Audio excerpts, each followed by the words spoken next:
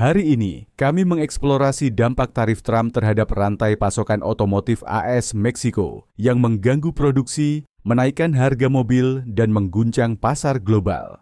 Meksiko mengubah krisis menjadi peluang dengan memperluas perdagangan dengan Tiongkok, Eropa, dan Amerika Selatan. Strategi Trump mungkin mulai kehabisan tenaga.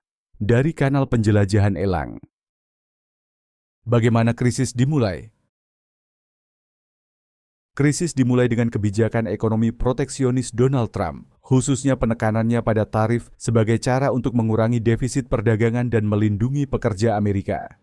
Sebagai presiden, Trump berpendapat bahwa tarif akan menciptakan lapangan permainan yang lebih adil bagi produsen AS, yang menurutnya dirugikan oleh praktik perdagangan yang tidak adil. Salah satu sasaran utama dari tarif ini adalah Meksiko, yang telah menjadi pusat penting bagi industri otomotif AS.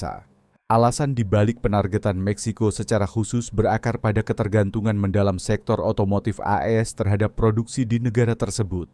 Perusahaan seperti General Motors, Ford, dan Chrysler telah lama mendirikan pabrik manufaktur berskala besar di Meksiko karena biaya tenaga kerja yang rendah, kedekatan geografis, dan keuntungan logistik.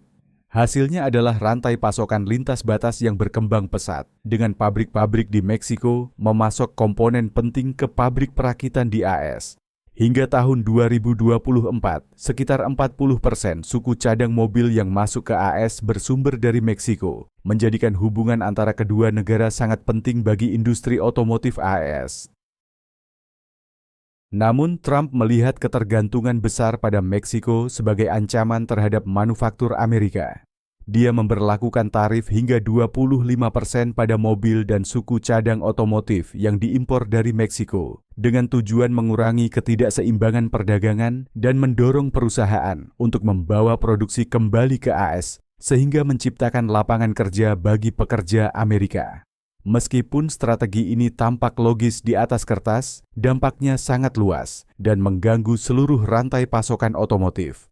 Seperti yang dapat diduga, Meksiko merespons dengan memberlakukan tarif dan pembatasan perdagangan balasan, terutama menargetkan ekspor mobil dari AS. Eskalasi timbal balik ini memperburuk situasi, menyebabkan gangguan besar dalam industri otomotif Amerika Serikat.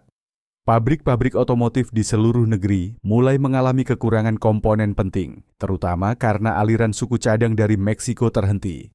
Contoh mencolok dari dampak ini terlihat di pabrik Ford di Michigan, di mana produksi harus dihentikan selama 3 hari karena kekurangan suku cadang. Ini bukanlah kasus yang terisolasi. Pabrik lain di seluruh Amerika Serikat juga menghadapi masalah serupa, dengan jalur produksi yang terhenti dan pabrik mengalami kerugian finansial besar akibat dampak tarif tersebut. Situasi ini dengan cepat berkembang menjadi krisis karena perusahaan menyadari betapa rentannya rantai pasokan mereka terhadap keputusan politik. Industri otomotif Amerika Serikat yang telah terintegrasi secara mendalam dengan kemampuan manufaktur Meksiko kini menghadapi krisis yang mengancam pekerjaan, jadwal produksi, dan keuntungan. Dampak ekonomi yang lebih luas juga mulai terasa karena industri lain yang bergantung pada perdagangan lintas batas, seperti elektronik dan barang konsumsi, juga mulai mengalami gangguan serupa. Pada akhirnya, konsekuensi dari kebijakan proteksionis ini jauh lebih kompleks dan merusak dibandingkan tujuan awalnya untuk mengurangi defisit perdagangan dan menciptakan lapangan kerja. Rantai pasokan industri otomotif mengalami perubahan mendasar yang menyebabkan efek domino ekonomi yang signifikan bagi kedua negara. Konsekuensi konkret dari krisis otomotif.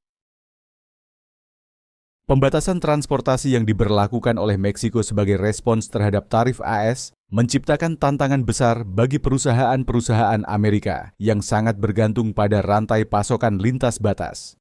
Selama beberapa dekade, raksasa otomotif seperti General Motors, Ford, dan lainnya telah mengoptimalkan operasional mereka dengan memanfaatkan efisiensi jaringan manufaktur Meksiko, di mana suku cadang dan komponen diproduksi serta dikirim ke pabrik AS hampir secara instan. Ketika pengiriman ini terhenti akibat tarif dan pembatasan perdagangan, pabrik-pabrik di Amerika Serikat tidak dapat melanjutkan produksi. Sebagai contoh, General Motors terpaksa menghentikan sementara operasional di pabriknya di Ohio dan Tennessee, sementara Ford harus menutup pabrik manufaktur truknya di Kentucky selama beberapa minggu. Gangguan ini menjadi semakin bermasalah karena mencari pemasok alternatif untuk suku cadang otomotif khusus ini tidaklah semudah yang dibayangkan. Salah satu alasan utamanya adalah penggunaan model produksi just-in-time (JIT) dalam industri otomotif yang bertujuan untuk mengurangi biaya dengan menerima suku cadang hanya saat dibutuhkan dalam proses produksi. Pendekatan ini meminimalkan biaya penyimpanan dan memaksimalkan efisiensi, tetapi juga membuat sistem menjadi sangat rentan terhadap gangguan dalam rantai pasokan. Ketika suku cadang dari Meksiko berhenti tiba, model just-in-time mengalami kegagalan total karena pabrik-pabrik di AS tidak memiliki stok cadangan yang bisa digunakan. Kekurangan inventaris dan ketidakmampuan untuk segera menemukan pemasok alternatif menyebabkan jalur produksi di seluruh negeri terhenti. Menurut laporan, General Motors sendiri mengalami kerugian hingga 50.000 unit pada kuartal pertama tahun 2025 yang berpotensi menyebabkan kehilangan pendapatan jutaan dolar. Skenario ini menyoroti betapa rentannya sistem just-in-time ketika menghadapi gangguan tak terduga, serta seberapa besar ketergantungan industri otomotif ASF terhadap kelancaran aliran suku cadang dari Meksiko. Dampak dari gangguan ini tidak hanya dirasakan oleh perusahaan otomotif, tetapi juga menyebar ke seluruh ekonomi. Dengan berkurangnya pasokan kendaraan baru, harga mobil melonjak, meningkat rata-rata 15% hanya dalam setahun terakhir. Kenaikan harga ini memberikan tekanan tambahan pada konsumen yang menghadapi biaya lebih tinggi untuk membeli kendaraan baru maupun bekas. Selain itu, industri seperti konstruksi dan transportasi yang sangat bergantung pada kendaraan untuk operasionalnya juga terdampak akibat naiknya harga kendaraan dan kelangkaan suku cadang penting. Efek domino dari krisis ini juga merambah ke pasar keuangan. Saham perusahaan otomotif mengalami penurunan karena investor semakin khawatir tentang dampak jangka panjang perang dagang terhadap industri ini. Perusahaan-perusahaan di sektor otomotif mengalami penurunan nilai saham mereka karena gangguan yang disebabkan oleh tarif dan pembatasan transportasi merusak kepercayaan investor. Secara lebih luas, perang dagang ini bertindak sebagai katalisator bagi serangkaian masalah yang saling berhubungan, yang tidak hanya mempengaruhi sektor otomotif tetapi juga ekonomi secara keseluruhan. Ketika jalur produksi terhenti, harga mobil naik dan pasar keuangan bereaksi negatif. Efek domino yang dipicu oleh kebijakan perdagangan menjadi semakin jelas. Konsekuensi jangka panjang dari tarif ini terus berkembang, menunjukkan betapa saling terhubungnya rantai pasokan global dan betapa rentannya mereka terhadap keputusan politik. Pergeseran strategi Meksiko. Meksiko telah melakukan perubahan besar dalam strategi ekonominya sebagai respons terhadap pembatasan perdagangan dan tekanan ekonomi yang disebabkan oleh kebijakan proteksionis Amerika Serikat. Secara historis, ekonomi Meksiko sangat bergantung pada hubungan perdagangannya dengan Amerika Serikat, terutama di sektor otomotif dan manufaktur. Namun, menghadapi krisis yang dipicu oleh tarif AS, Meksiko mulai secara aktif mendiversifikasi kemitraan perdagangannya untuk mengurangi ketergantungan ekonominya pada AS. Salah satu mitra utama baru Meksiko adalah Tiongkok. Dalam beberapa tahun terakhir, Tiongkok telah memperkuat kehadirannya di Amerika Latin, dan Meksiko tidak terkecuali. Tiongkok telah menandatangani perjanjian dagang baru dengan Meksiko, terutama di sektor otomotif dan elektronik. Perjanjian ini mendorong perusahaan-perusahaan Tiongkok untuk memperluas operasi manufakturnya di Meksiko, menjadikannya pemain yang semakin penting dalam rantai pasokan global. Selain itu, Uni Eropa, UE, juga menunjukkan minat dalam memperluas hubungan perdagangannya dengan Meksiko, dengan negosiasi yang sedang berlangsung untuk perjanjian perdagangan bebas baru. Demikian pula, negara-negara Mercosur di Amerika Selatan, seperti Brasil dan Argentina, juga berupaya bergabung dalam jaringan perdagangan yang semakin berkembang ini. Meskipun aliansi baru ini menawarkan peluang potensial bagi Meksiko, ada tantangan besar yang harus dihadapi. Beralih dari pasar AS mengharuskan Meksiko melakukan investasi besar dalam infrastruktur, logistik, dan penyesuaian kapasitas produksi untuk menyesuaikan diri dengan hubungan perdagangan yang baru ini. Selain itu, sepenuhnya menggantikan pasar AS dalam jangka pendek hampir tidak mungkin dilakukan. AS tetap menjadi pasar ekspor terbesar Meksiko, sehingga sulit bagi negara ini untuk sepenuhnya memutuskan hubungan perdagangan. Namun, dalam jangka panjang, diversifikasi hubungan perdagangan dapat memperkuat kemandirian dan ketahanan ekonomi Meksiko. Langkah ini tidak hanya mengurangi kerentanannya terhadap kebijakan perdagangan AEW, tetapi juga menggeser lanskap ekonominya ke arah model yang lebih terintegrasi secara global. Bagi Amerika Serikat, konsekuensi dari pergeseran strategi Meksiko bisa sangat besar. Jika Meksiko berhasil mengurangi ketergantungannya pada AS, perusahaan-perusahaan Amerika mungkin menghadapi kenaikan biaya tenaga kerja dan tantangan produksi, karena basis manufaktur berbiaya rendah di Meksiko menjadi kurang menarik. Dalam jangka panjang, Amerika Serikat bisa kehilangan keunggulan kompetitif dalam industri tertentu, terutama di sektor otomotif. Keberlanjutan kebijakan proteksionis Trump. Keberlanjutan jangka panjang dari kebijakan proteksionis Donald Trump, terutama di sektor otomotif, masih belum pasti dan sangat bergantung pada bagaimana AS menangani krisis perdagangan yang sedang berlangsung. Gangguan yang disebabkan oleh tarif terhadap impor dari Meksiko, khususnya, telah menyoroti beberapa risiko dan konsekuensi potensial dari strategi ini. Jika tren saat ini terus berlanjut, industri otomotif Amerika Serikat mungkin mengalami perubahan besar. Bagi beberapa perusahaan, satu-satunya opsi yang memungkinkan adalah memindahkan kembali produksi ke AS. Namun, langkah ini akan menimbulkan biaya yang jauh lebih tinggi, mengingat upah tenaga kerja di AS lebih mahal dibandingkan dengan Meksiko. Peningkatan biaya produksi ini dapat melemahkan daya saing kendaraan buatan AS, terutama dibandingkan dengan impor yang lebih murah dari negara lain. Selain itu, peralihan ini kemungkinan memerlukan investasi besar dalam pembangunan pabrik baru dan infrastruktur yang bisa memakan waktu bertahun-tahun untuk direalisasikan dan menyebabkan pengeluaran hingga miliaran dolar. Di sisi lain, beberapa perusahaan mungkin memilih untuk mencari basis pasokan baru di negara-negara dengan biaya tenaga kerja rendah, seperti Vietnam, India, atau negara lain di Asia Tenggara. Meskipun negara-negara ini menawarkan tenaga kerja dan biaya manufaktur yang lebih murah, transisi ke rantai pasokan baru bukanlah solusi yang cepat atau mudah. Langkah ini akan memerlukan perencanaan dan investasi selama bertahun-tahun untuk membangun infrastruktur yang diperlukan, mendapatkan pemasok yang andal, dan meningkatkan kapasitas manufaktur. Perubahan ini tidak hanya mahal, tetapi juga dapat menghadapi tantangan logistik dan geopolitik yang semakin memperumit situasi. Sementara itu, semakin eratnya hubungan ekonomi Meksiko dengan mitra dagang baru dapat semakin memperumit posisi AS. Jika Meksiko memperdalam hubungannya dengan Tiongkok, Uni Eropa, UE, dan Mercosur, dominasi ekonomi AS di kawasan ini bisa melemah.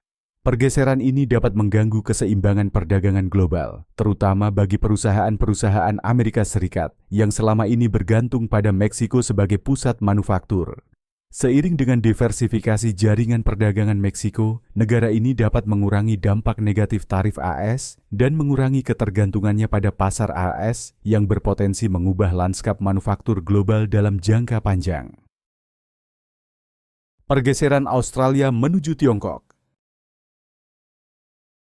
Pergeseran perdagangan Australia ke arah Tiongkok juga menyoroti konsekuensi lebih luas dari kebijakan proteksionis Trump. Secara historis, Australia merupakan salah satu sekutu terdekat AS dan pemasok utama bahan baku penting, seperti biji besi dan batu bara. Namun, sebagai respons terhadap tarif tinggi yang diberlakukan Trump terhadap sumber daya Australia, negara ini mengambil keputusan strategis untuk mengalihkan ekspornya ke Tiongkok, mitra dagang terbesarnya. Pergeseran ini sebagian besar dipicu oleh keterbatasan kapasitas pertambangan AS. Upaya Trump untuk mendorong produksi pertambangan dalam negeri melalui tarif gagal karena perusahaan-perusahaan AEN tidak mampu menandingi kapasitas produksi Australia. Kekurangan biji besi, batu bara, dan baja dalam negeri telah berdampak buruk pada industri AS. Tambang-tambang di AS mengalami pemangkasan produksi yang menyebabkan kelangkaan bahan baku penting bagi sektor otomotif. Hal ini pada akhirnya meningkatkan biaya produksi dan memperburuk masalah rantai pasokan. Sebagai akibatnya, keputusan Australia untuk memprioritaskan ekspor bahan mentah ke Tiongkok telah memberikan keunggulan strategis yang signifikan bagi Tiongkok dalam pasar global. Kini, Tiongkok memiliki pengaruh lebih besar dalam memperoleh bahan baku utama, sementara AS harus menghadapi keterbatasan pilihan. Pergeseran prioritas perdagangan ini mencerminkan tren yang lebih luas, di mana negara-negara mulai menyesuaikan strategi ekonomi mereka sebagai respons terhadap kebijakan proteksionis AS. Redireksi ekspor Australia ke Tiongkok berpotensi semakin melemahkan posisi AS dalam perdagangan global dan menambah kompleksitas geopolitik akibat perubahan aliansi dagang. Ancaman energi Kanada terhadap Amerika Serikat. Ketegangan antara Amerika Serikat dan Kanada telah meningkat secara signifikan akibat kebijakan proteksionis yang diterapkan oleh Donald Trump. Salah satu titik konflik yang paling menonjol dalam perselisihan yang berkembang ini adalah ancaman Kanada untuk menghentikan ekspor listriknya ke AS. Ancaman ini sangat signifikan karena Kanada telah lama menjadi pemasok energi utama bagi AS, menyediakan sebagian besar listrik yang digunakan di seluruh AS selama beberapa dekade. Keputusan Kanada untuk mengajukan ancaman ini muncul setelah Trump memberlakukan tarif terhadap barang-barang Kanada yang semakin memperburuk hubungan kedua negara. Tarif yang menargetkan berbagai produk dari Kanada dianggap tidak adil oleh banyak pihak dan telah memicu meningkatnya ketidakpuasan di Kanada.